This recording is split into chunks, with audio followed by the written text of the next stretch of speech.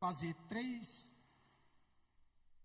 perguntas pertinentes ao que o Senhor colocou no meu coração para ministrar essa noite.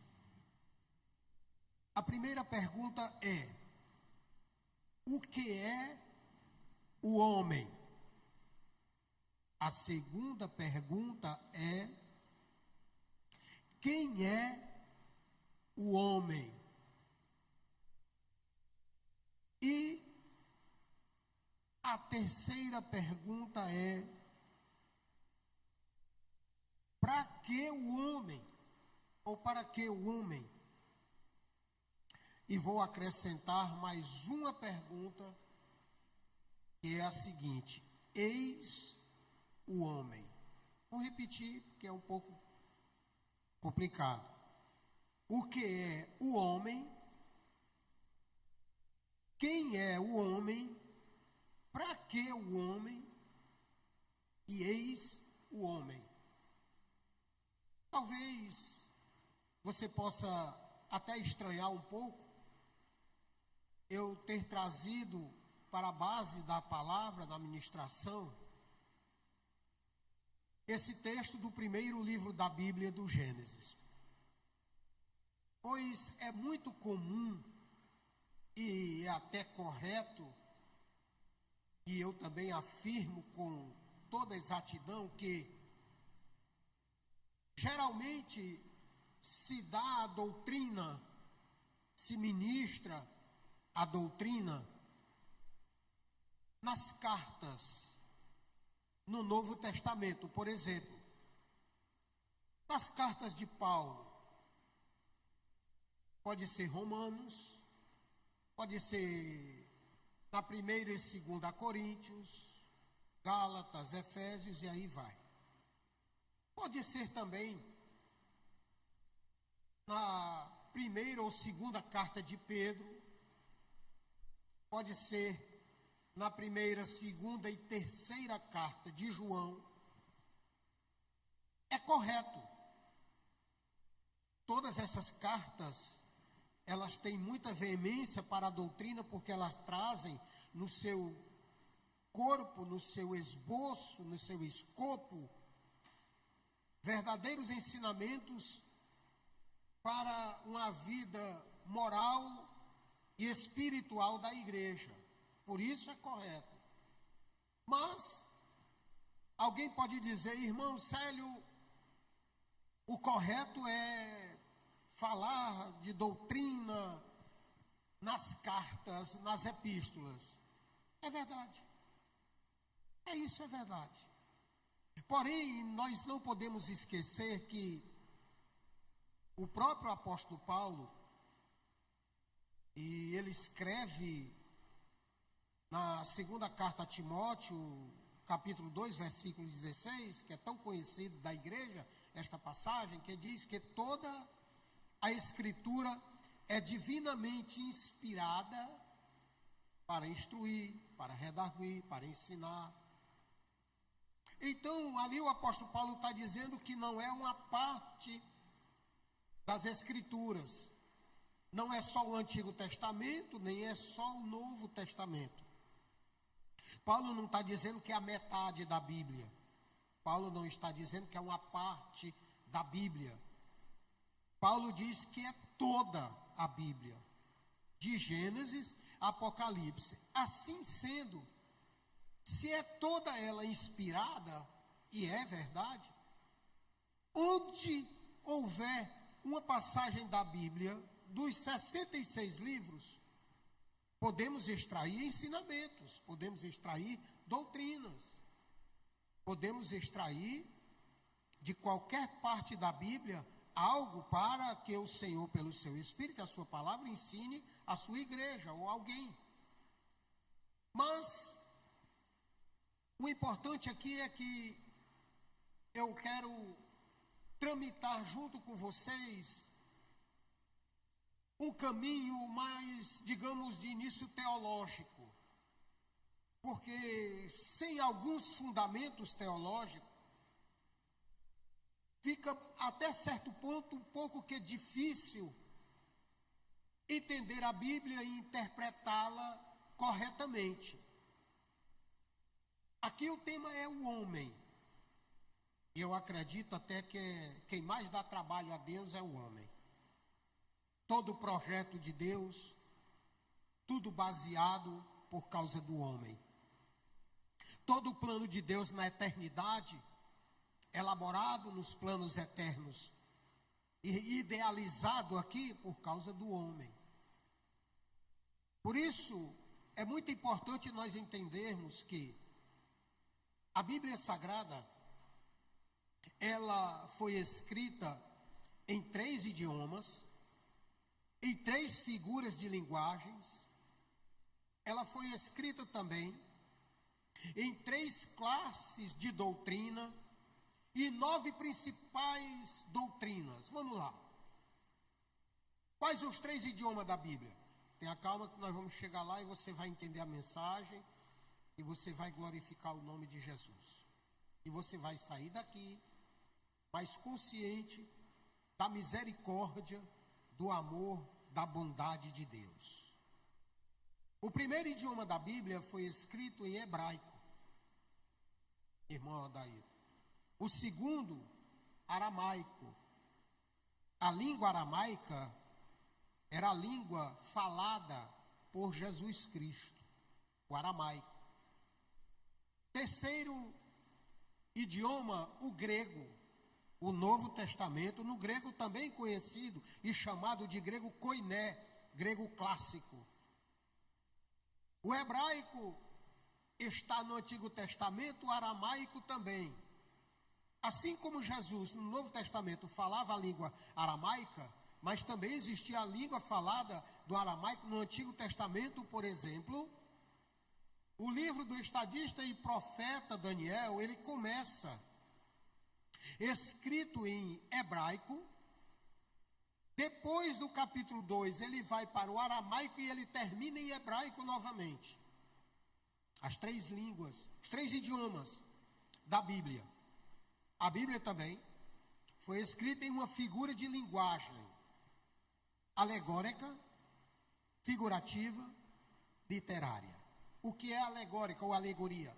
Alegoria é uma expressão linguística que se usa ou se escreve quando fazemos uso de algo, de alguém ou alguma coisa para representar outra coisa. Por exemplo, Paulo escreve a carta aos Gálatas, irmã Adair. No capítulo 4, Paulo faz uma alegoria de Sara e Agar, que é a alegoria do antigo e do novo concerto, a antiga lei e a nova lei. Ali está uma alegoria, Sara e Agar. Você pode ver isso em Gálatas 4.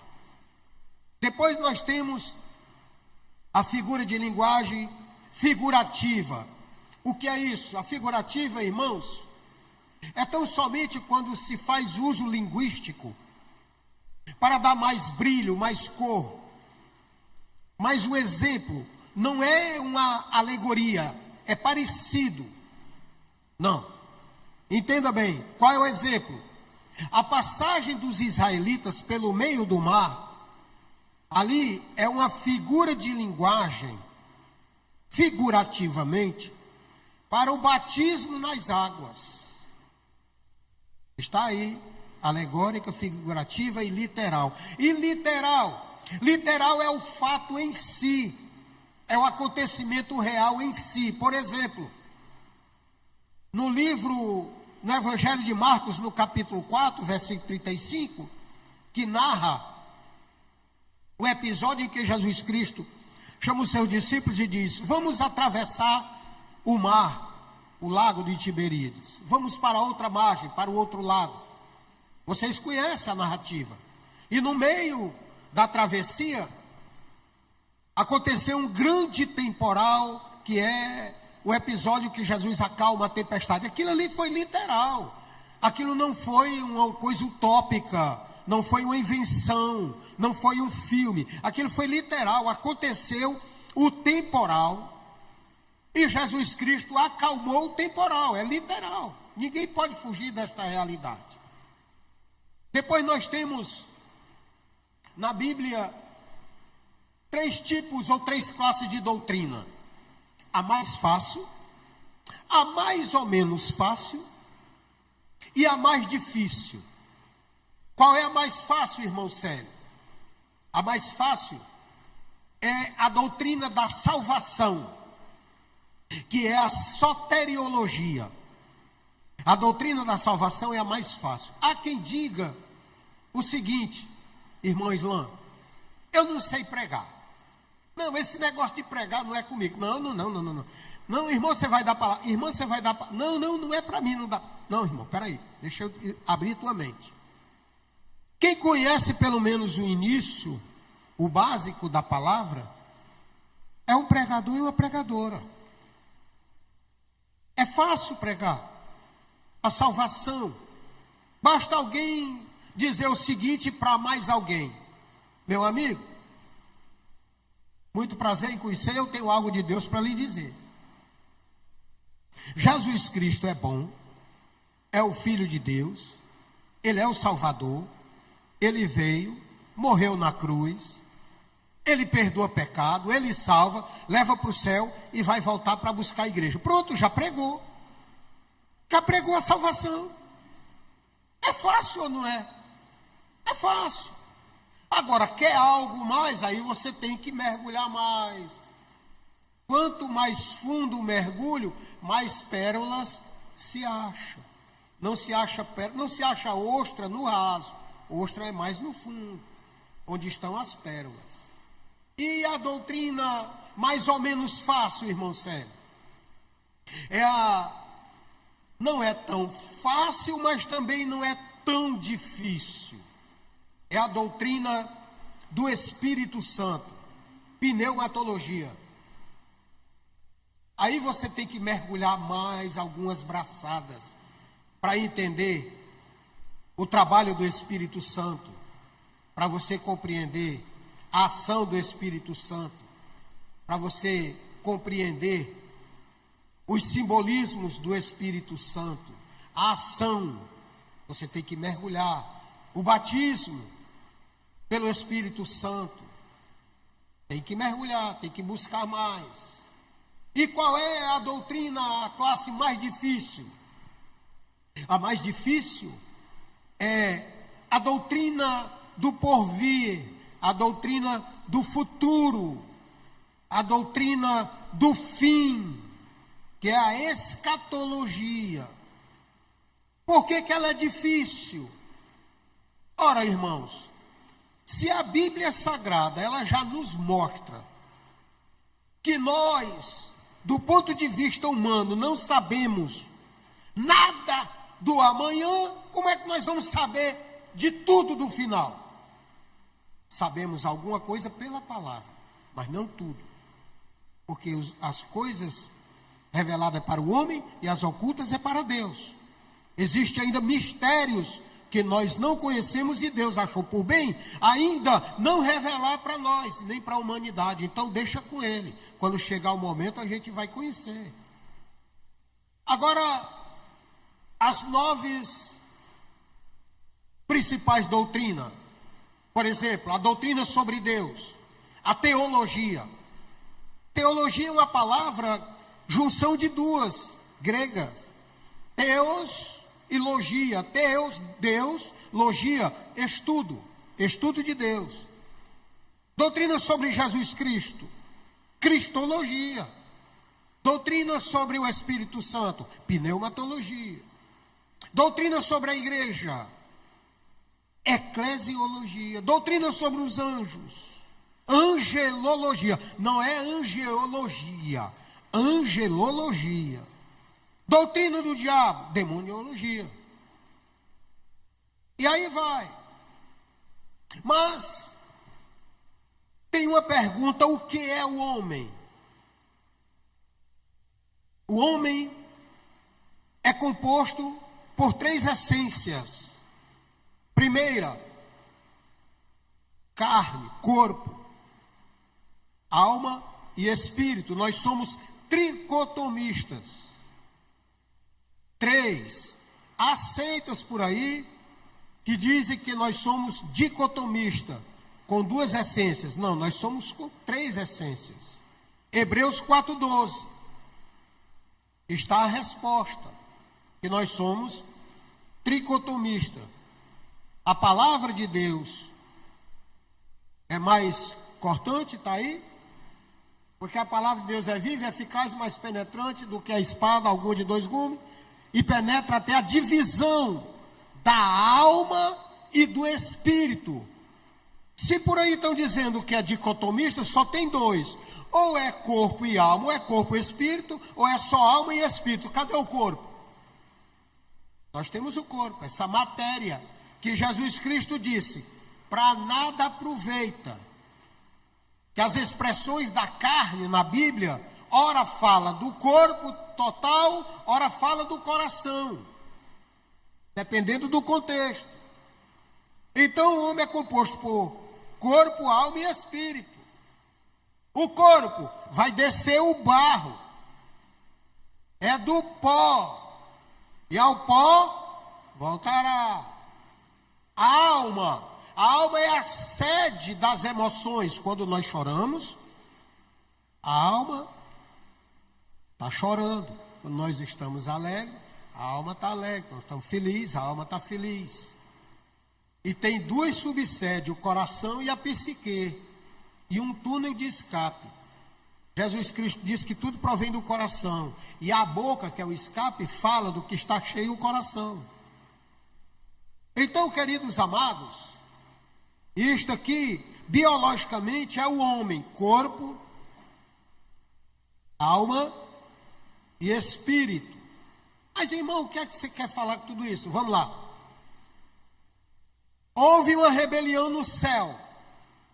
Na eternidade, não se sabe o tempo, não tem especificação cronológica para falar quando foi. Sabe-se que houve. O inimigo arrebatou uma 1/3 dos anjos se rebelando contra Deus, por inveja e querendo ser igual a Deus. Está lá em Ezequiel capítulo 28 e Isaías capítulo 14. Eu serei, disse ele, semelhante ao Altíssimo. Lúcifer, que essa palavra Lúcifer significa anjo de luz. Regente do coral eterno. Se rebelou. E como Deus não fica em segundo lugar para ninguém, Deus disse: aqui não, Satanás. Sai daqui, desce. Está fora. Não está mais nos planos. E o que acontece? Deus resolveu, pela sua bondade, criar, formar o homem do pó da terra para ser o quê? Um adorador. Para ser um adorador. Para adorar a Deus. Para glorificar o nome de Deus. Israel foi escolhida para ser representante, como exemplo dos ditames da lei civil, moral e espiritual de Deus na terra. Nós, como igreja hoje do Ocidente, nós fomos enxertados na videira para glorificar o nome de Jesus.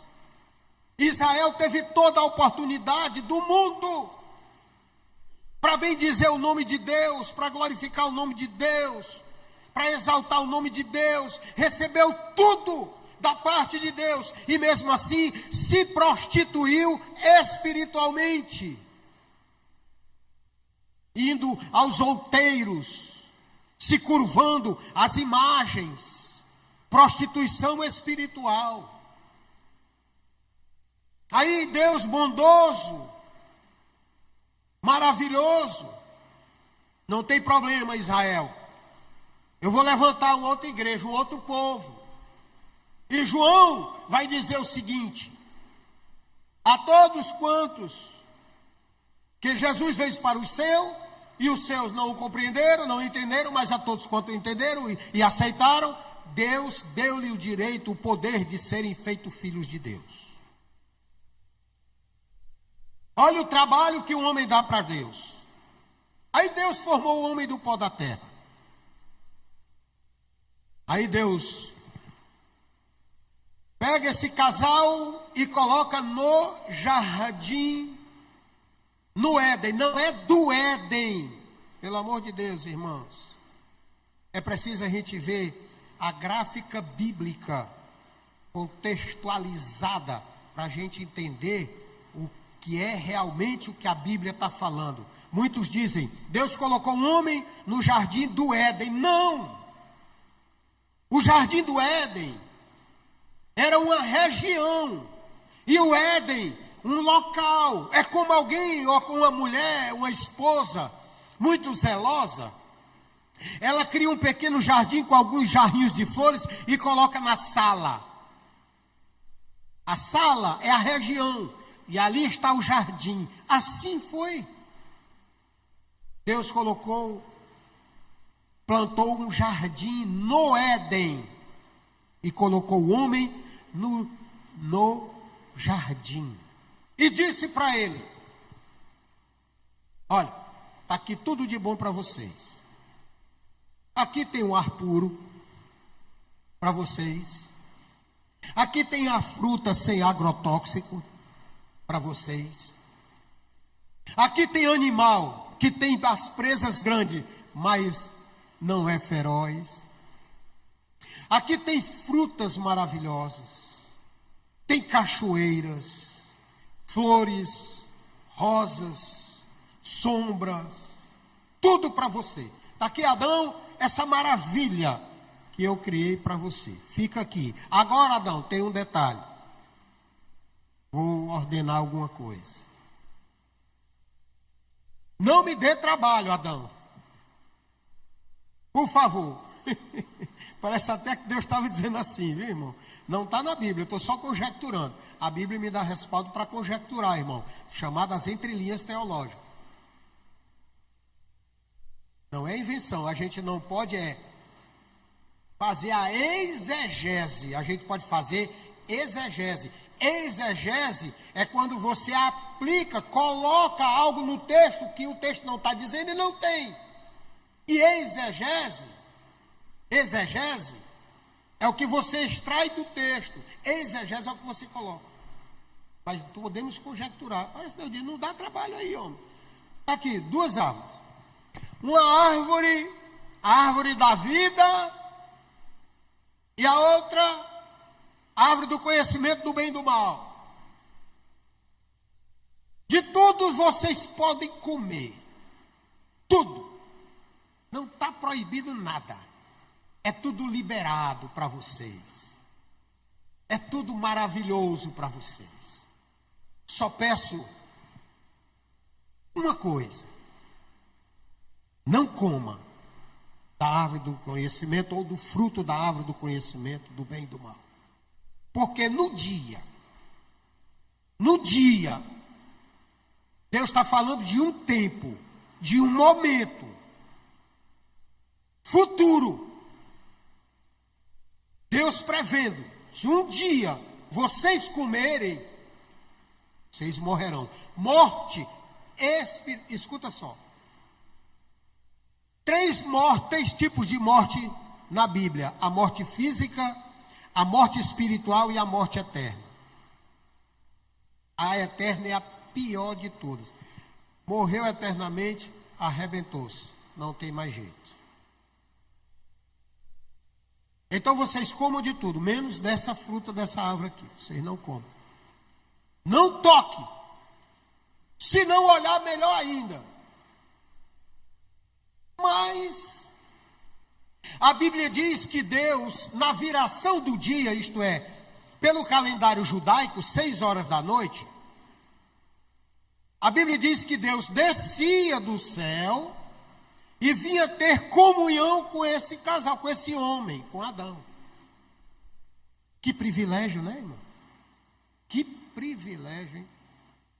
Deus descer do céu, descer da glória, deixar o trono da majestade, por um breve momento deixar de ser adorado pelos anjos, pelos querubim, pelos serafim, para vir falar com o homem, É muito privilégio.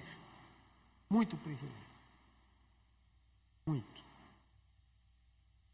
Então a Bíblia diz que Eva pecou. Vamos para o episódio. A Bíblia diz que Eva viu que o fruto era bom para se comer, se degustar. Escuta só, irmãos. Quem primeiro pecou não foi Adão. Quem primeiro pecou foi Eva. Não foi Adão. 1 Timóteo 2,14 nos dá a resposta. A tentação, quem cedeu primeiro foi Eva. Vê aí, irmão. E Adão não foi enganado, mas a mulher, sendo enganada, caiu em transgressão. Primeiro foi a Eva. E a Bíblia diz que Eva entregou a Adão também do fruto. Alguns dizem que era uma maçã. Irmão, vamos deixar disso. Ninguém sabe. Esse negócio de maçã, isso é uma invenção. Eu não vou afirmar, mas eu acredito que pode ter sido de uma das duas. Ou tâmara ou uva. Tâmara.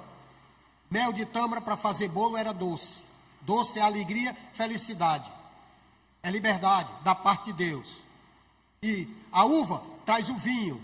O vinho também é alegria e tem simbolismo de sangue. O sangue foi derramado. Mas não afirmo nada. Eu só dizendo.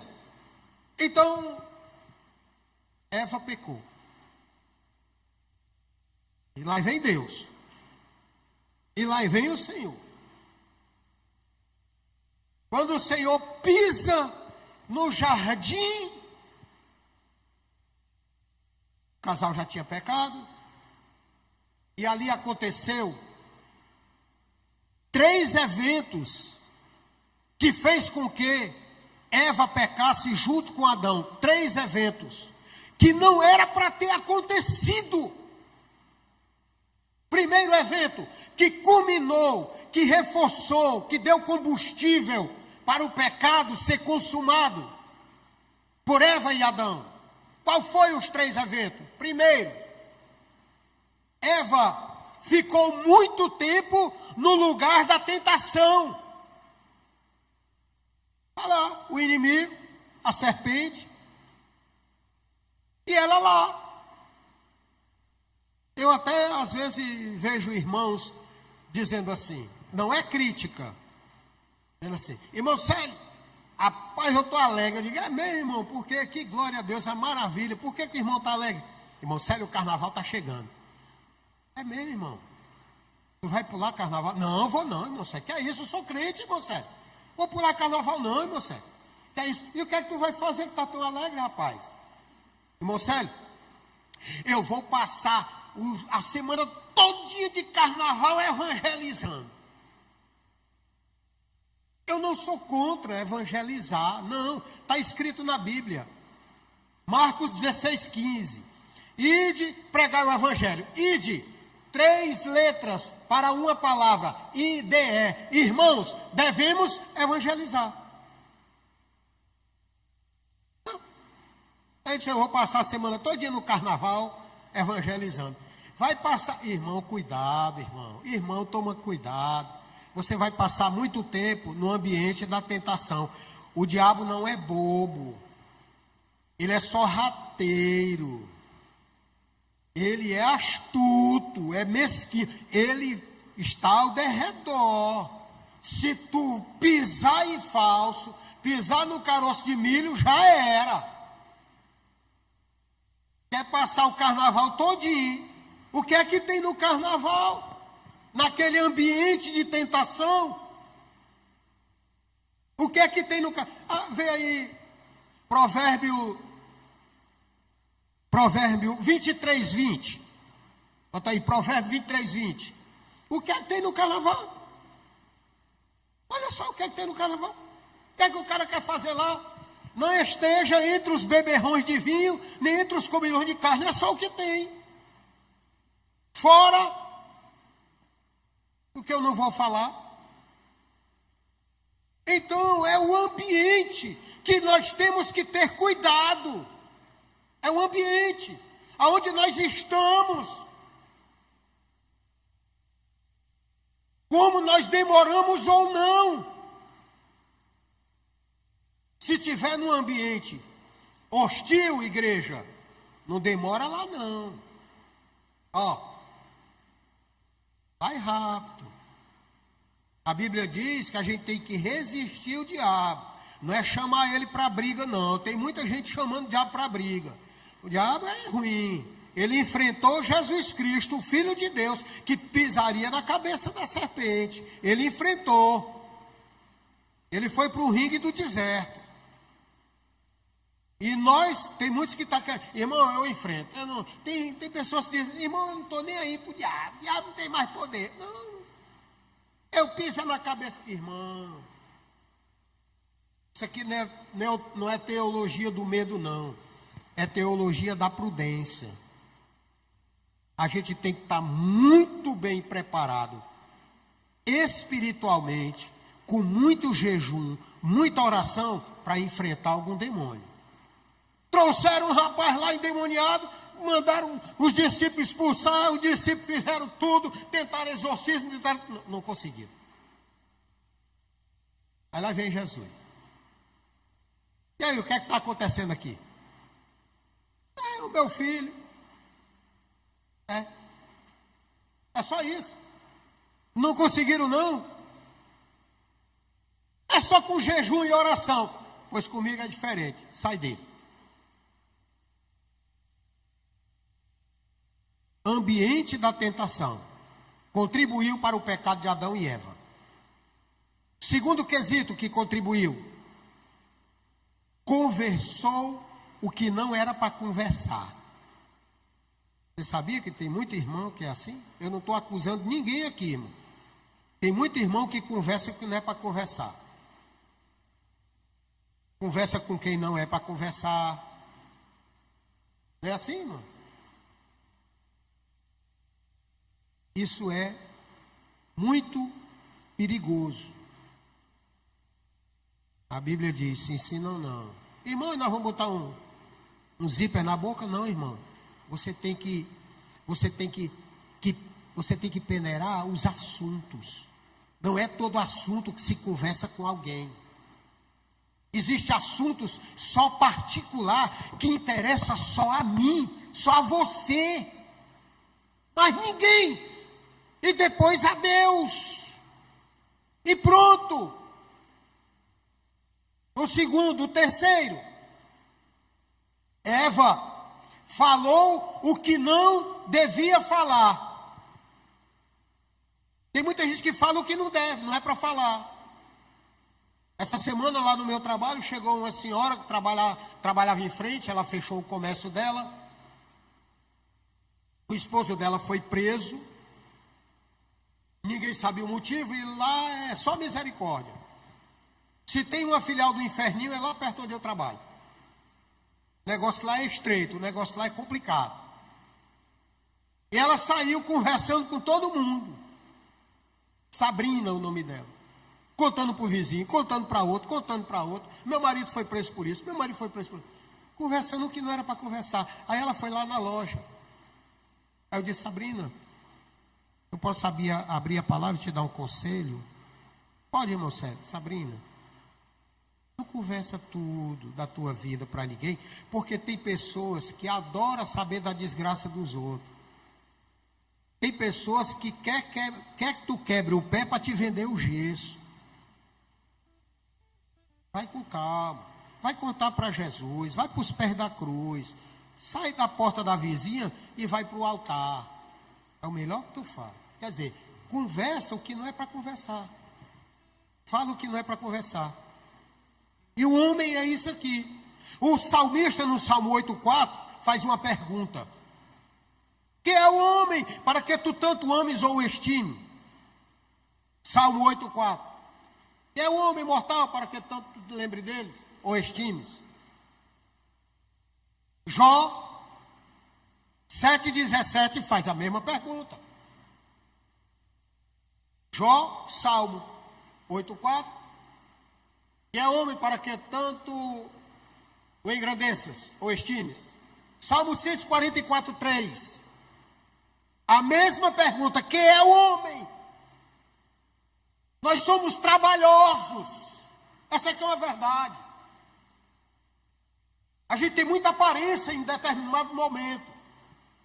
Mas só Deus sabe quem somos nós por dentro. Só Deus.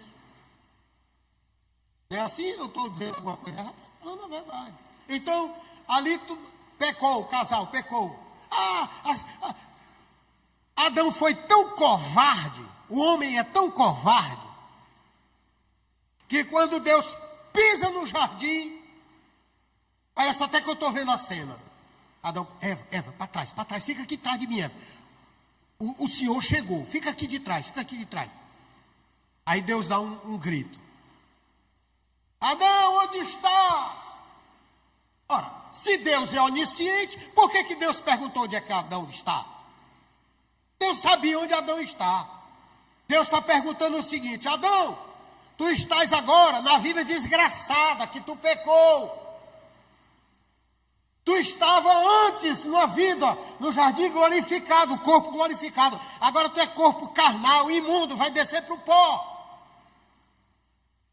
E Adão de trás da árvore: Senhor, porque eu ouvi os teus passos, e temi porque estava nu.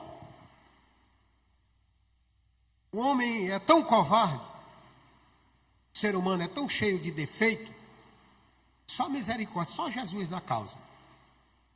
Que Adão ficou de trás da árvore. Às vezes é preciso Deus enxergar uma árvore, e Deus não quer enxergar tanto o ser humano que é. Para Deus, às vezes, é melhor enxergar a árvore do que um ser humano com as práticas dele. Aí Adão ficou de trás da árvore. Aí Deus disse: tudo bem, vamos lá, vamos começar. Vamos lá, Adão. Cadê? Quem é que está aí?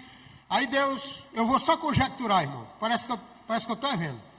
Deus disse: vamos refazer um culto aqui, o primeiro culto na terra. Deus conclama, fazer um culto. Quem era que estava no culto? Lá na congregação, estava lá a serpente, Adão e Eva. Três mercadorias boas. Olha o culto que ia acontecer. Só tinha um que era perfeito, só Deus. Aí Deus: vamos fazer o culto. Aí Deus diz logo: serpente, tu não vai louvar. Tira logo o cavalo da chuva. É só conjecturando. Presta atenção. É só para ilustrar. É analogia, figura de linguagem que eu estou usando. E Adão talvez possa até... Não, você também não vai louvar. E Eva? Então, não, a minha mulher não vai louvar. Não, vai não. Nem você vai tocar, Adão, nem Eva vai louvar e nem a serpente também vai louvar. Então, o culto hoje vai ser culto, não é de música. Hoje é culto de doutrina. E a doutrina hoje, serpente, Adão e Eva, a doutrina vai ser pesada. Vai ser só sentença. E vou começar pela serpente. E Deus já estava por aqui com Adão. Porque Adão tentou colocar culpa em Deus pelo pecado. Infame, mesquinho, covarde foi Adão. Fraudulento. Adão diz: a mulher que tu me deu a fruta e eu comi. Ali Adão estava dizendo assim: a mulher que tu me deu, se tu não tivesse me dado a mulher, não tinha pecado. Tentando colocar a culpa em Deus. Às vezes o homem é assim. Quer colocar a culpa em Deus, em tudo. Espiritualiza tudo que acontece. Vixe, foi o diabo. É o diabo. Não, isso é prova de Deus. Espera aí, irmão, tem calma. Nem tudo é o diabo, nem tudo é prova de Deus. Às vezes você entra porque você quis. Você não vigiou, você não orou, não abriu os olhos espirituais, não pediu direção. Peça direção, Provérbios 4:11. Que ele vai te conduzir o caminho certo. Quer ver?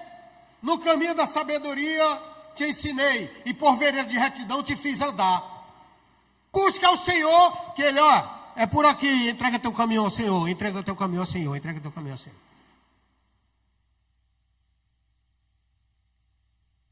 Aí Deus, vamos lá para a sentença, a doutrina. A doutrina, vamos lá. Primeira sentença na doutrina, lá vai Deus, vai para a serpente. Serpente, tu vai comer muito, tu vai encher a pança, a barriga, mas é de pó.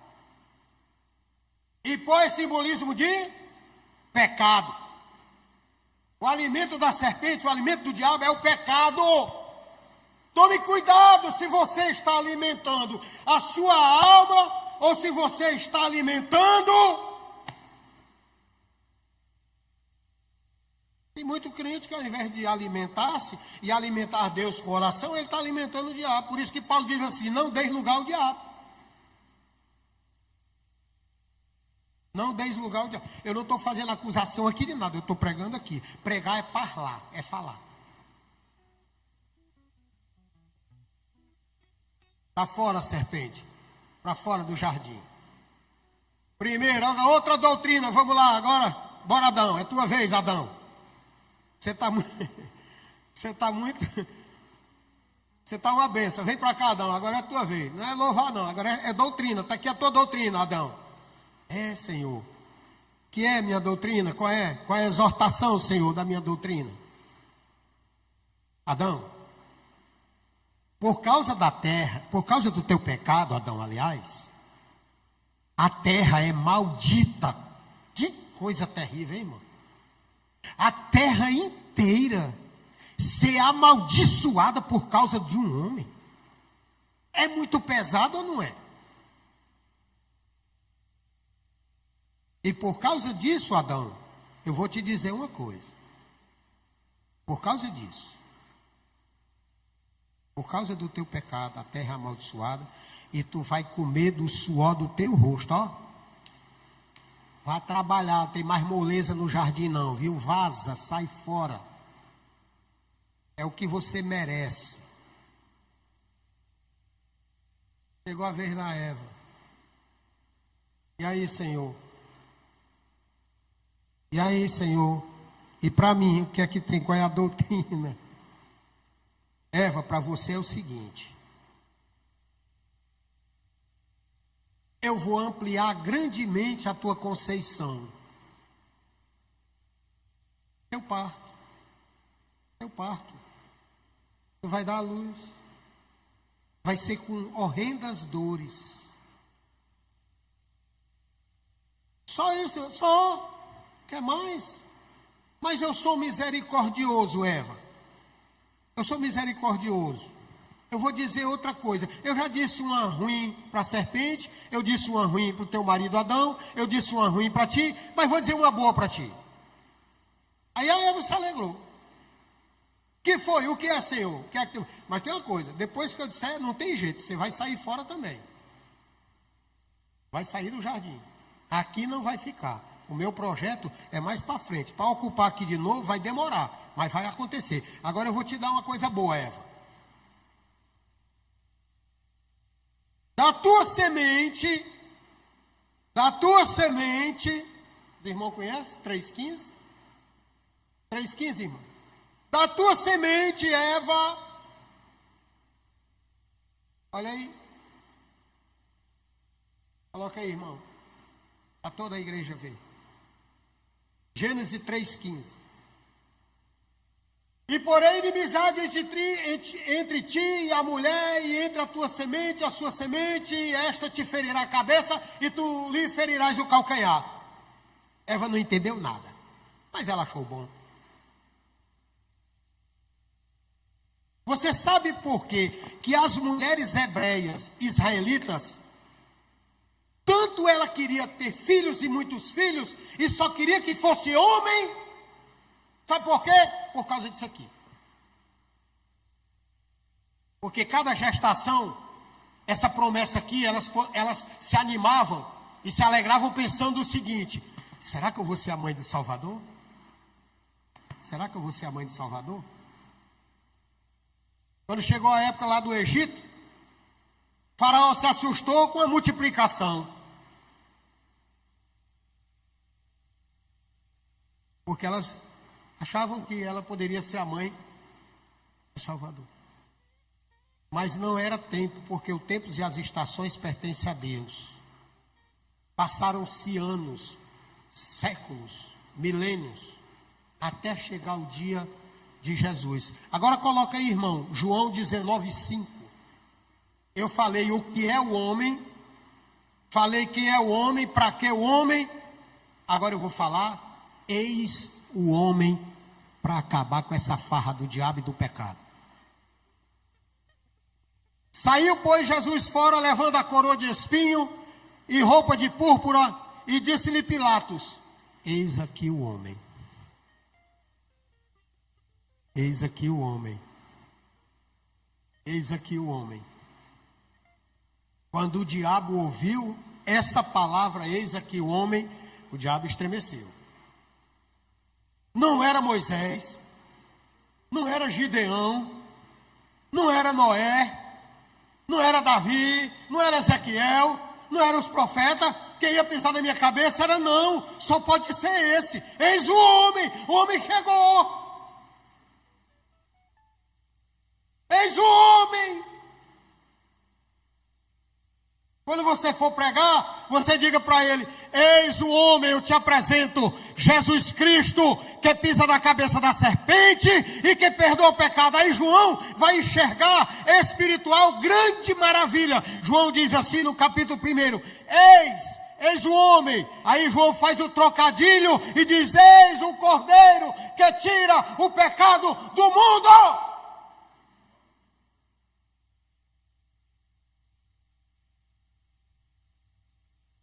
Agora, Deus olha para nós diferente, não mais como olhou lá no jardim.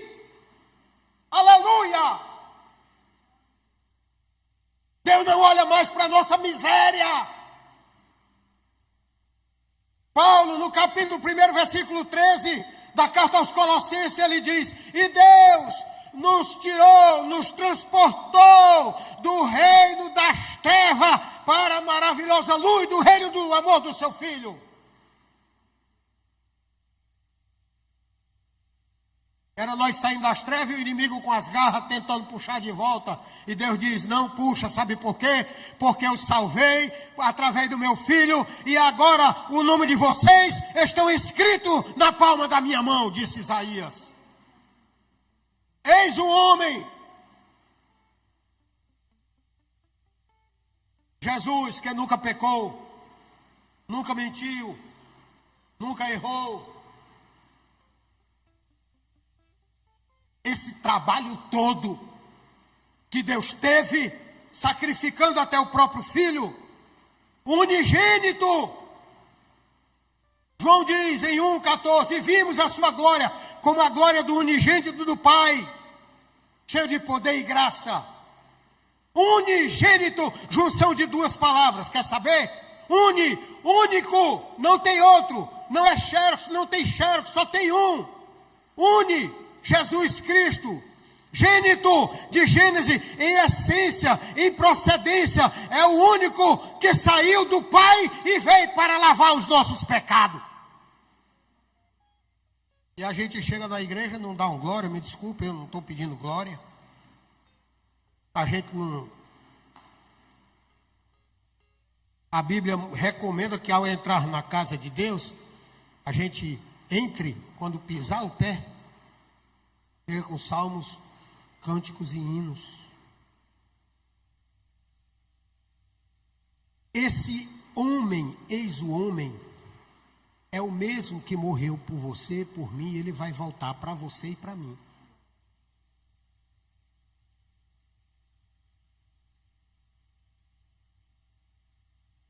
Terminou o horário, tinha mais 3 tópicos para mostrar, muita coisa, mas não dá mais tempo. Vou ficar por aqui, porque a gente tem que ter ética, tem que, tudo com decência e ordem. Seria o assunto da minha vida e da sua depois do túmulo. o que vai realmente acontecer, como é que vai acontecer, os acontecimentos em si, tanto no céu quanto no inferno, mas não dá tempo. Está tudo bem. Amém, irmãos? Amém? Que Deus nos abençoe mais e mais. Cumpri minha tarefa, o pastor mandou. E eu passo o trabalho para o irmão.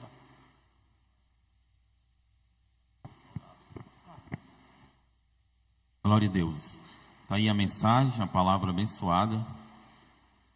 E nós vamos continuar louvando a Deus com o nosso irmão Islam. Depois nós iremos orar e o presbítero dará a bênção apostólica.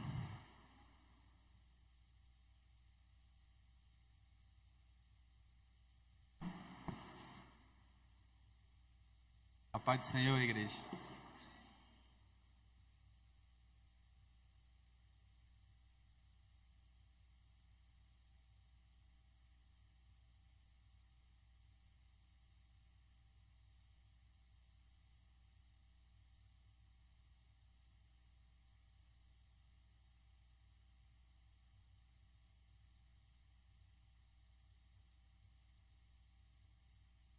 Tá certo aí?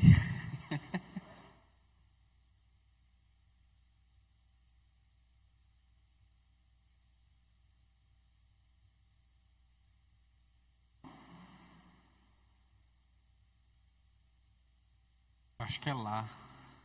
Maior.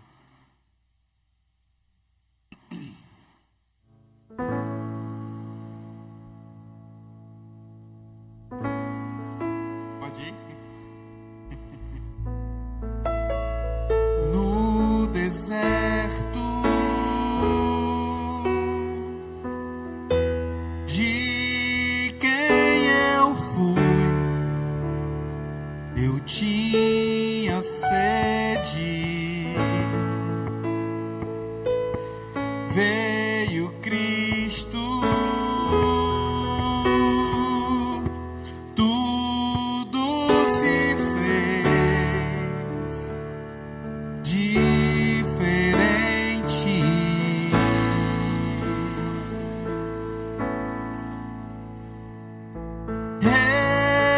Ele vê meus pecados ocultos, o que escondo no fundo do meu coração. Derrama em minha vida água, limpa a sujeira e sacia esta sede. O que Cristo oferece, Ele é no escuro de quem eu fui, eu tinha medo, veio Cristo, tudo se fez diferente.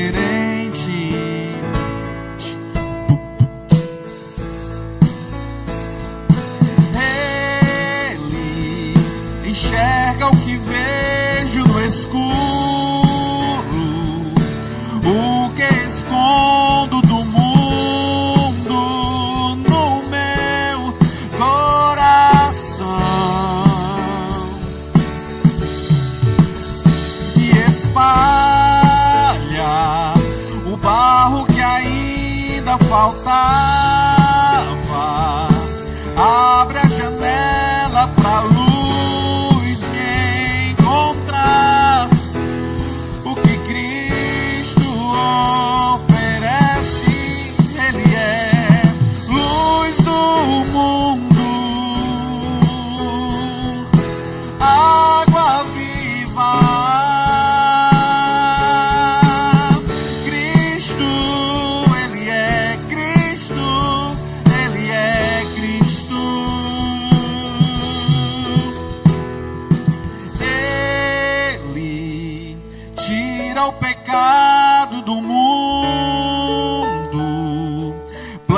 a esperança na terra do meu coração.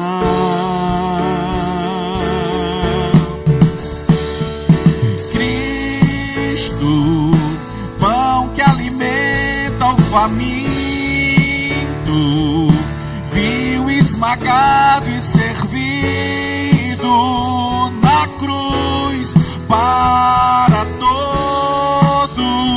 cansado, que Cristo oferece, Ele é o que Cristo oferece, Ele é.